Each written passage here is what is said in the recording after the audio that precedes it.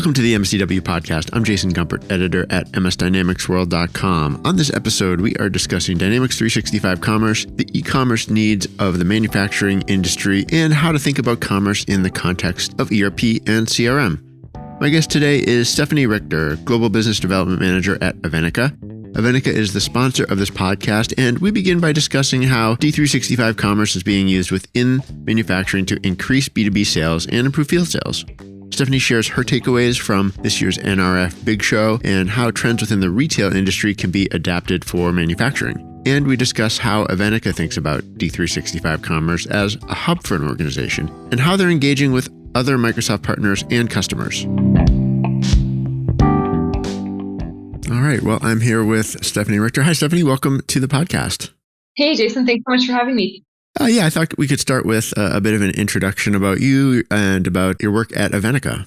Yeah, sure. Sounds good. So I'm the Global Business Development Manager at Evenica, and I represent a company that really prides itself on 20 years of commerce experience in the channel. We've been working within the Microsoft ecosystem for a long time. We have deep roots in Azure. This year, we were actually even the proud recipient of finalist for Microsoft Partner of the Year for the Commerce category, which we're so incredibly proud of. Over the years, we've worked on a real variety of complex e-commerce projects, and we really help our customers envision even the most demanding or sophisticated digital solutions. Of course, at Evenica, we are highly specialized in e-commerce in general, but really our specialties extend far beyond just Dynamics 365 Commerce implementation. So we've really mastered the small puzzle pieces like connectors or integrations, and that's really how we've earned our position as trusted advisors. I would also include that having been in this business for 2 decades, we're incredibly partner friendly.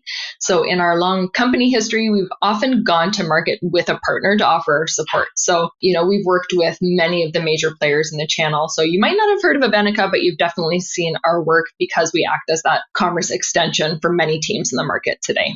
All right, excellent. You touched on one of the topics that I did want to dive into, which was some of the perspective on e-commerce that is really very focused. And we wanted to really talk about the manufacturing industry today, because when you think e-commerce generally, it's a lot of things and it can seem very broad and kind of generalized, but it can get very specific, right? What is happening in the manufacturing industry today that you are seeing and that your team is seeing? Being a part of this team at Evenica, because we are commerce subject matter experts, we've sort of embraced the whole Microsoft industry cloud. So we've tailored specific sales plays across all industries. Today, of course, we're going to look specifically at manufacturing, but it's so interesting to see how commerce can apply to all of these different industries. So I think for us, sort of our greatest strength lies in our experience with Microsoft products. So we can implement D365 Commerce out of the box. We can offer a prescriptive approach, which to us really means leveraging the capabilities of commerce out of the box. But what makes us really special is that we also offer our own IP and proprietary tools, specifically designed to sort of envelop the Microsoft technology stack, extend its capabilities, and do so in a way that respects a manufacturer's investment in Microsoft and is tailored to their needs. So for us, we also offer a platform called E for Commerce. And within that platform, we offer integration tools like E for Integrate, so we can connect to legacy systems and other tools. But with D365 Commerce in manufacturing, it's all about creating sort of the scalable foundation, right? We want to limit manual intervention. We want to offer more automation. We want to connect siloed systems. And we want to personalize an experience for anybody who's using the Microsoft technology stack specifically in manufacturing. Yeah, that really gets into some of the perspective I wanted to get from you in terms of what some of those expectations are, some of the priorities that manufacturers come to the conversation with when you begin interfacing with them. The idea of, I guess you touched on a couple of them. Can you expand on any of those? Yeah, sure. We've talked a lot about this, about what we're seeing as trends in the manufacturing industry today. In 2021, we know manufacturers grew their B2B e-commerce sales faster than any other channel. I don't think that's a surprise. We've seen such a shift post-pandemic where B2B channels are mimicking the requirements that we've traditionally seen in B2C, and it's sort of blurring those lines between a brick and mortar and digital experience. We're seeing an increased need for self-service, and it's only natural that, embracing these new strategies in manufacturing would have that effect. We've seen that 2/3 of US manufacturers agree that implementing digital marketing and sales over the next 2 years is a high or very high priority. And I love this statistic because it just really reaffirms what we're seeing in the market today. So when we talk to customers, we see this resounding need for new revenue channels. We talk about reducing operational frictions in the day-to-day and making digital a priority because we know that it's going to have a direct impact on their revenue, right? By 2023, Forrester predicts that B2B e-commerce will account for 17% of all B2B sales in the US, reaching 1.8 trillion. And I think this is really our friendly reminder, right? Now's the time to get on board to create that scalable foundation for business growth that we know is going to continue to build. One of the things that makes me think of is maybe 5-7 years ago, we were still hearing people in the tech community, voicing the caution or the warning that a lot of manufacturers still hadn't maybe received that message yet. And there was this big opportunity, and I guess you could call it a threat too on the other side of it, that a lot of manufacturers were in danger of really falling behind in terms of how they managed and provided a customer experience that was suitable to the kind of the current state of things, the current technology and what B2B, buyers expected. Has that come a long way? And I don't know, are you seeing any examples of that?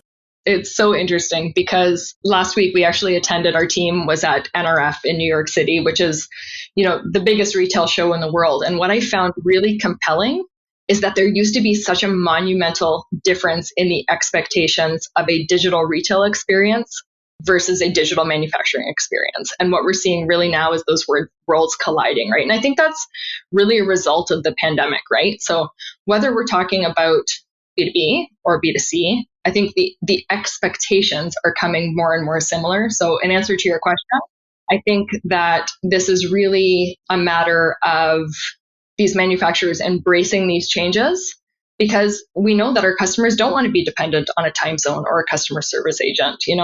We're really seeing the benefits of these digital portals where you have access to information, but you also have the ability to transact. So I think the big takeaway for me from the show is that regardless of industry, the priorities are the same. And if we can harness what we know about retail and apply it to our manufacturing customers, they're going to exceed expectations, right? And be the competitive advantage that their customers are looking for. So you heard it here first. Now's the time to get on board, create that scalable foundation for business growth. And at Evenica, we'd love to help our customers navigate that.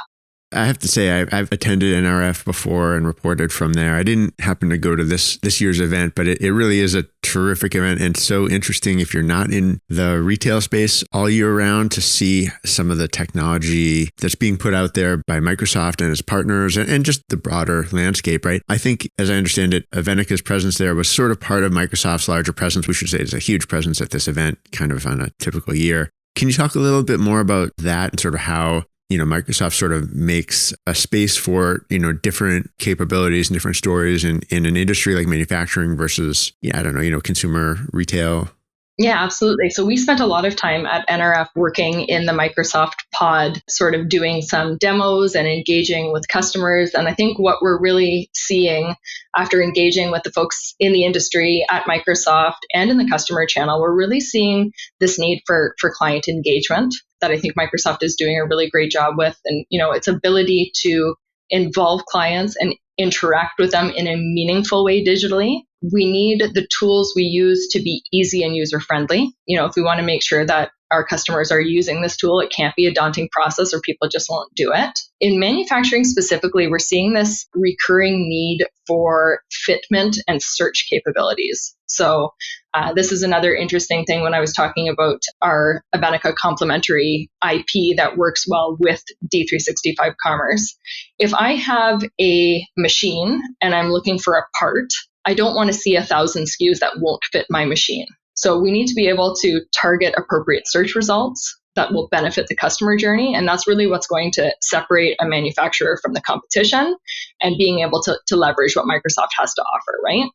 And I think we can also think of, based on NRF and my experience there, this is really about creating new revenue channels, right? So what products and services can we as manufacturers or sellers offer our customers that we weren't able to sell them yesterday? So with the digital sales tools we have available today. We have access to full portfolios and catalogs, and this ability to access information at our fingertips and really empower a field sales team with a click of a button instead of carting around, a ton of physical collateral is really what's going to make the difference. Yeah, that's really interesting. And when you think of all those systems that manufacturers need to make their businesses work today, it sounds like, and tell me if this is maybe the point here, that e-commerce in the manufacturing space is really about making all those existing, capabilities and important details sort of work alongside what maybe people think of as traditional B2C e-commerce. It's kind of blending those worlds. I think there's a lot of confusion these days when we talk about even commerce versus e-commerce and what the difference is between the two, right? So at Evenica, we kind of think of them to be one and the same. And I think we've made a really compelling case that it's time to drop the E altogether, right? Because every purchase we make, it doesn't matter what industry you're in, it's going to have some sort of digital component, right? E-commerce is commerce. And when we talk about D365 Commerce today, I really want you to know that the capabilities extend so far beyond e-commerce and retail in the traditional sense. Yeah, you mentioned Dynamics 365 Commerce a little while ago. I wanted to go back to that just a bit to understand more of your perspective on that product and how Evenica sort of positions D365 Commerce within an organization, maybe within a manufacturing or other type of organization. Well, I think what's really important here is sort of looking at commerce in general and how we sort of define commerce, because it might be a little bit different from our competition. And that basically has to do with where we believe commerce lives. So we believe that commerce exists where transaction meets interaction. So regardless of the platform that you're going to use, there has to, of course, be some transactional component, right? There's going to be the process of monies, but it also now has so much to do with the interaction as well. So it's sort of a fit between ERP and CRM, if that makes sense. So it's about understanding and giving your clients the best journey through their digital experience, but it's also going to give them the ability to transact because we're using commerce as a hub. So this is really about empowering manufacturers, but really empowering their clients to be able to transact and interact online, gain that 360-degree view of the customer. And I think for me, the main takeaway here is really about pulling pertinent information by way of interaction versus the actual purchase of goods or services, which is the transaction piece. That's a really interesting perspective. And it actually really fits in with some of the things that I've just personally observed when it comes to what Microsoft seems to be focusing on in its larger enterprise applications, I guess, planning. They're not making this necessarily the big focus, but that point where, like you said, transaction and interaction perhaps meet, the flow between a CRM and an ERP and other systems.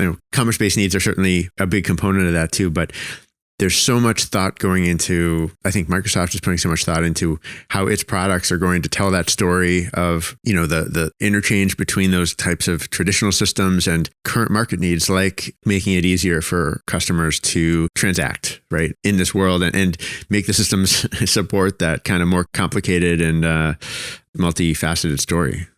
We often talk about using commerce as a hub, right, where we have this ability to maximize client engagement while leveraging an investment in the Microsoft technology stack, because then all of a sudden you've eliminated your siloed systems, right? We have a single source of truth and we can meet the needs of traditional and emerging channels, but also client and business facing needs, right? So by using commerce as a hub, it's a way to show value quickly.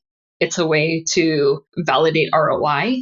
We can reduce risk and we can show just how easily it can provide value to manufacturers who leverage this strategy in their own organizations. I wanted to get a bit of your perspective on how Microsoft partners are approaching this, or what kind of conversations you're having with them on some of these topics. Yeah, how are you engaging with partners? Well, it's funny because I always find that it's most impactful when I start telling a story, because then you can actually see it as a use case and it can be more easily articulated. So, in passing today, we've talked about some overarching priorities, I would say, in manufacturing as it pertains to commerce. So, we've talked about overarching or empowering field sales, B2B self-service. I think we touched on microsites and fitment and automation. So from our perspective, when we're talking to customers, we like to kind of take them through a journey and explain just how the transaction and interaction piece fits together And I think it's easier for them to be able to imagine that within their own organizations, right? So we've talked about, a buyer or a shoe creator and a field sales agent at a supplier of leather goods. And when we explain this to customers, we just talk about, as an interaction, our seller is going to complete an in-person visit at their customer's shoe factory. They're going to have access to an entire product catalog along with AI-powered product suggestions and customer-specific pricing and promotions. The transaction piece plays into it when, our buyer can purchase a new batch of leather at a discounted price on top of his usual order.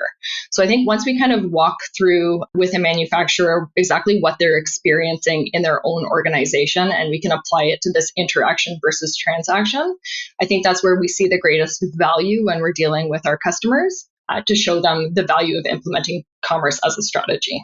When it comes to other Microsoft partners, do they get this right off the bat and identify it, or does it take some change in thought from them as well to kind of see how Evenica is approaching it?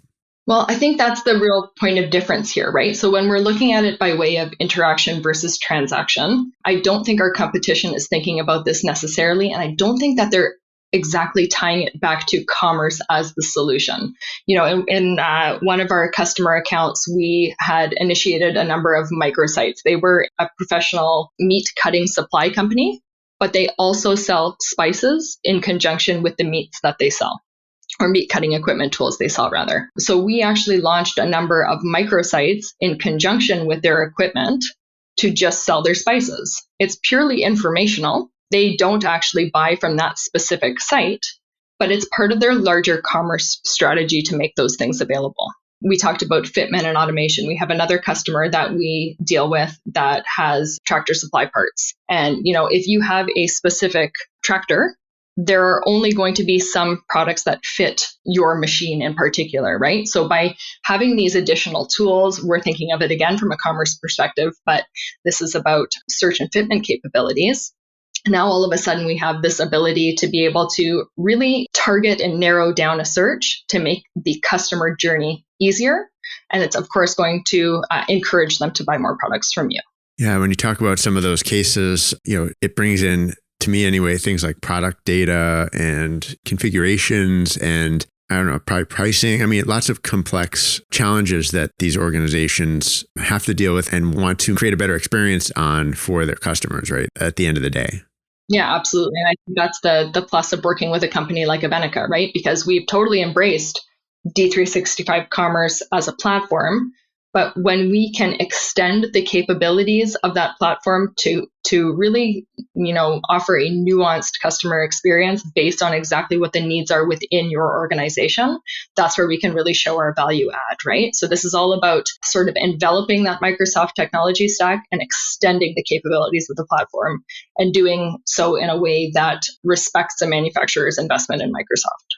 Yeah. Is there anything else that you're sort of looking forward to when it comes to like the next opportunity or what your team is really getting excited about for the foreseeable future here? I think for us, we really are thought leaders in this industry, and we love talking to new customers just to be able to see what trends are happening in market and really stay on top of exactly what the needs are. This is, the stuff that we dream about and how we can extend commerce so far beyond a traditional shopping cart, right? So we talked about commerce adding value as this hub, offering organizations a single source of truth with no replication of data. At Evenica, we're the longest standing and most experienced D365 Commerce partner in the market today. We have a proven methodology for helping some of the biggest brands in the world develop even the most sophisticated solutions. And our portfolio of IP is really going to respect that investment in Microsoft, extend the capabilities of commerce out of the box, and really meet the growing demands of the end customer. But I think for us, it's just, offering us an opportunity to be innovative and talk about new use cases and exactly what customers need. That's the stuff that really gets us excited.